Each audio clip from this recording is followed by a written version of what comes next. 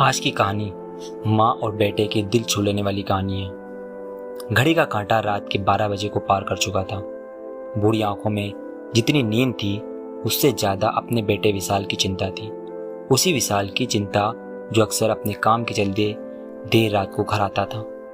सुमन जो एक माँ थी, ये जानते हुए भी कि विशाल देर से भले ही आता है लेकिन भूखा नहीं रहता, क्योंकि वह अक्सर किसी पार्टी में या फिर अपने ऑफिस में ही खाना खा लेता था।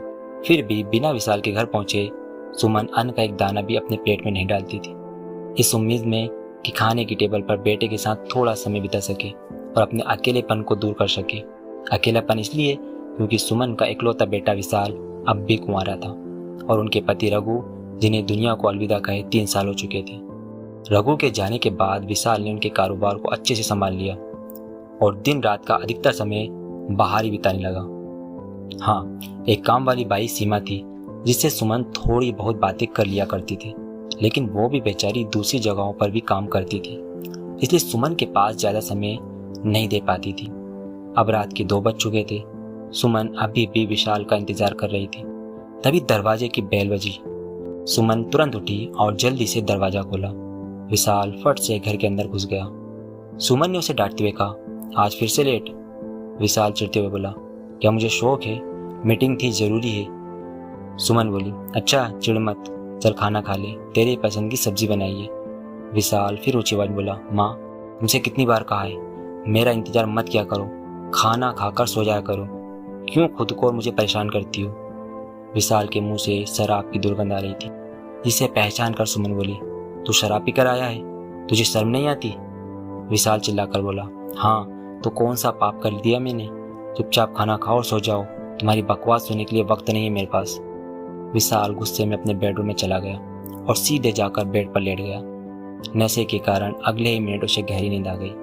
सुमन उसके कमरे में आई, उसके जूते और मोजे उतारे, उसे चादर उड़ाई और पास बैठकर उसके सर पर हाथ फेरते हुए गहरी सोच में डूब गई।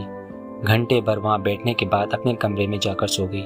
सुबह सीमा ने विशाल के कमरे का दरवाजा खटखटाया। नींद में विशाल ने पूछा, कौन है? सीमा बोली, मैं हूँ मालिक, कमरे में झाड़ू लगाना है। विशाल बिना आंखें खोले बोला, ठीक है, सफाई करके दरवाजा बंद करके जाना। सीमा अपने काम में लग गई। झाड़ू मारते हुए उसकी नजर विशाल के बिस्तर के नीचे पड़े वॉलेट पर पड़ी, जिसमें कुछ जरूरी कार्ड्स और नकद रुपये थे।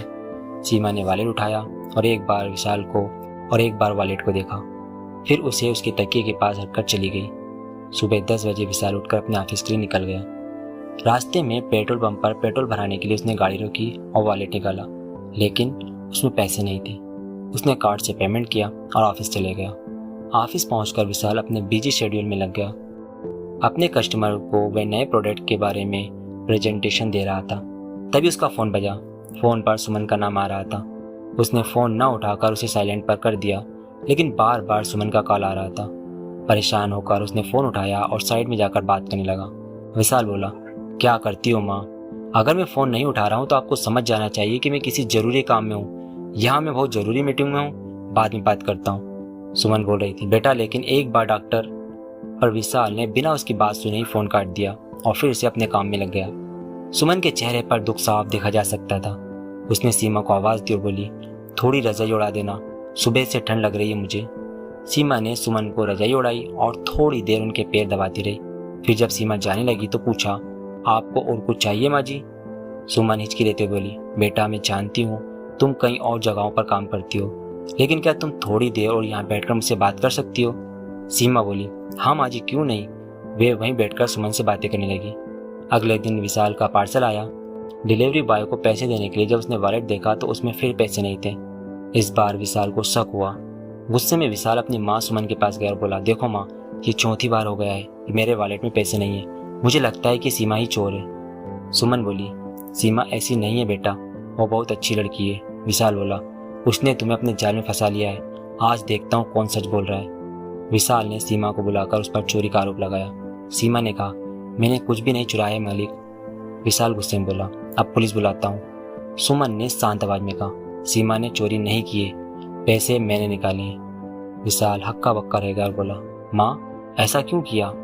सुमन बोली, तुम्हारे खर्चों के अलावा भी घर के कई खर्च होते हैं जिनके लिए मैंने पैसे निकाले।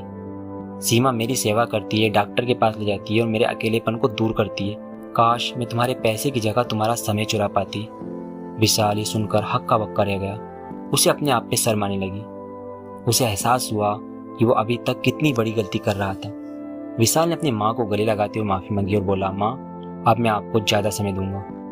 दोस्तों, कहानी अच्छी लगी हो तो कहानी को लाइक और शेयर करें और इस चैनल को सब्सक्राइब भी ज़रूर करें। मिलते हैं अगली कहानी में। अपना अपने अपनों का ख्याल रखिए।